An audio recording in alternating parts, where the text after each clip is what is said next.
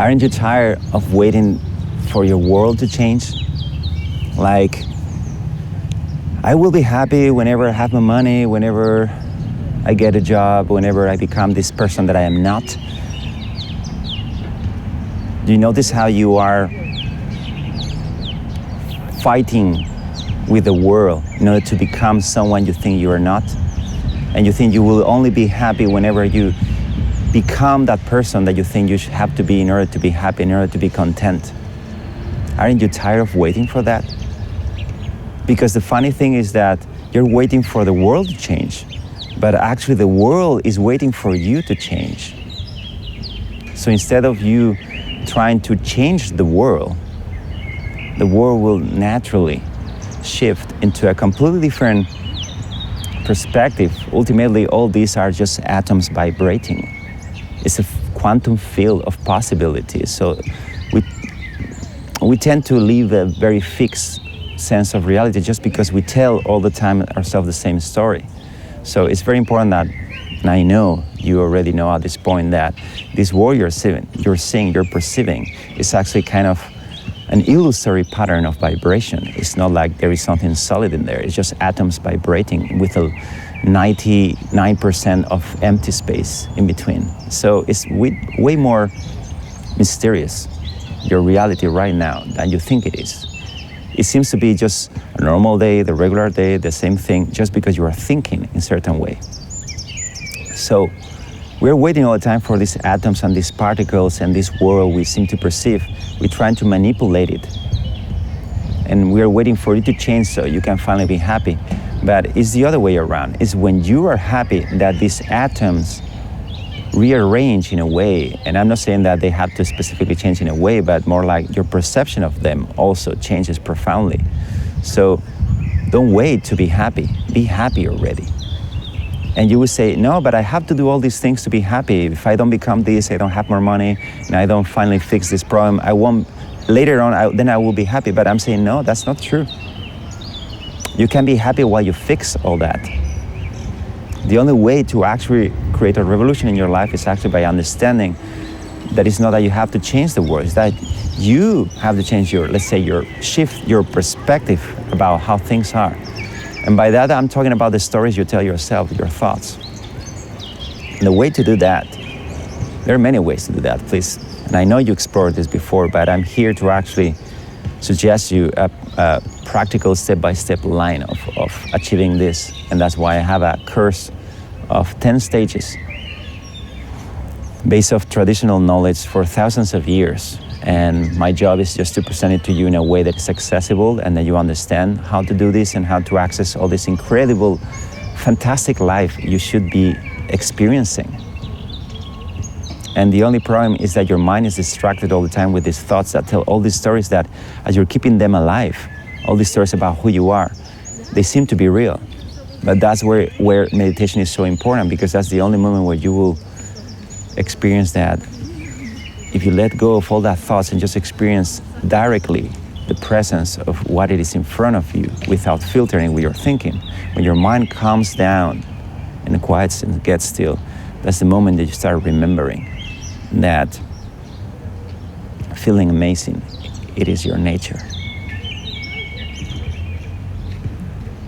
Feeling good is your nature. It's not something you will achieve after you succeed becoming what society, what the world is supposedly expecting from you to become. That's just a story in your mind. No one is really outside of your mind. No one is really asking much of you.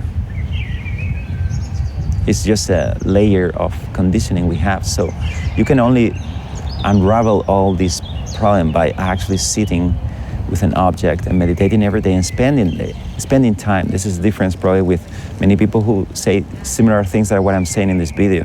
The difference is that I'm actually telling you how to do it, not just posing an interesting thought. I'm telling you, no, sit and spend time with it. And spend it now already while you're watching this video.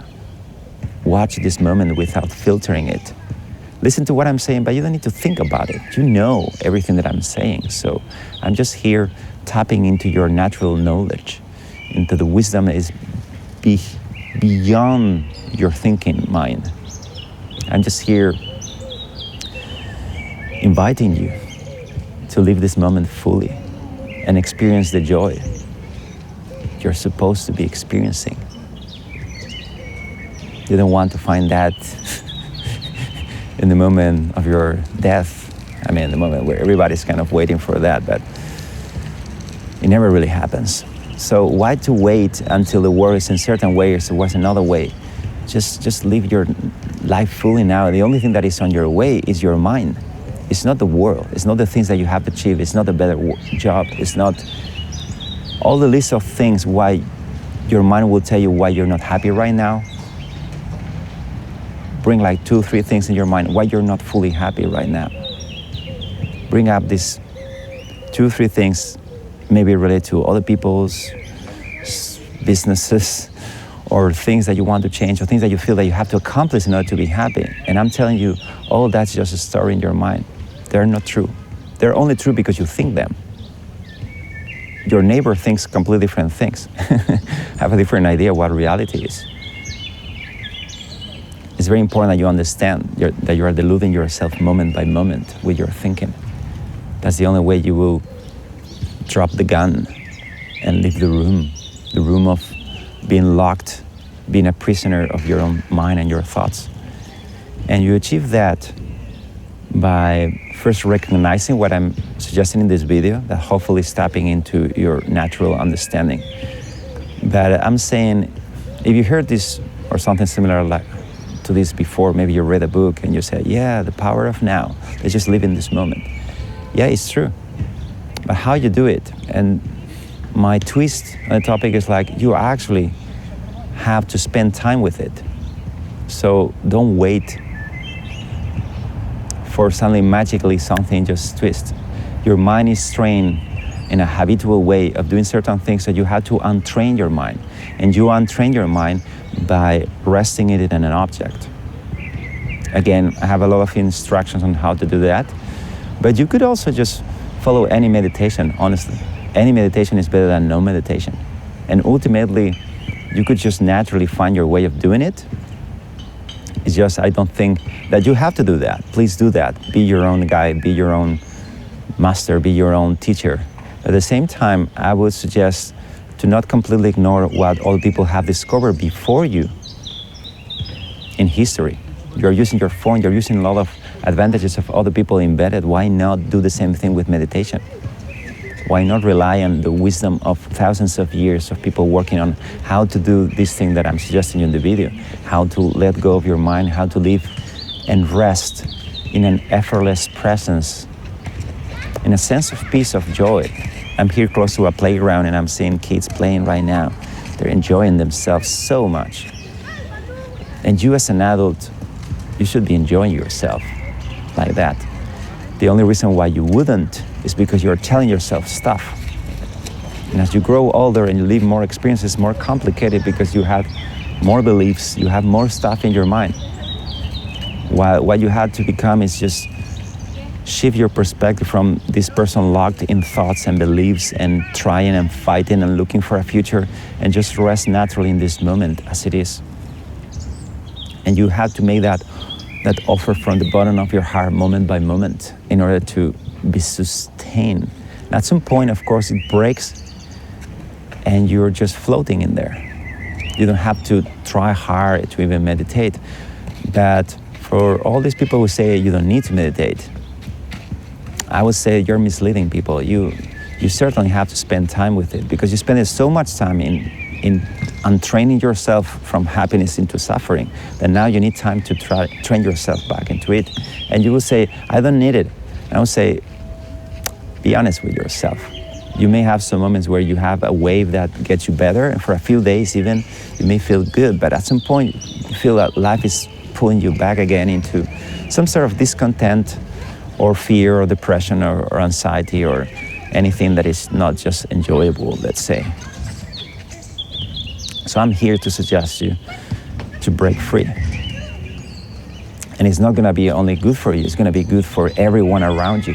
So imagine how if you will be able to embody this state of freedom and joy beyond your mind, imagine how that would affect everyone around you.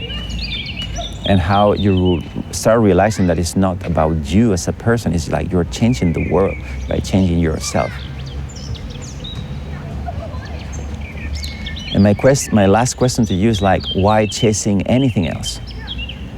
Why chasing a better job? Why chasing more money? Why chasing to fix that problem while everything you want is just to feel at peace and content right now? And then you can just go on and do whatever you want to do. But I'm raising your standard of how you should be feeling moment by moment, and hopefully giving you enough tools to do it on your own.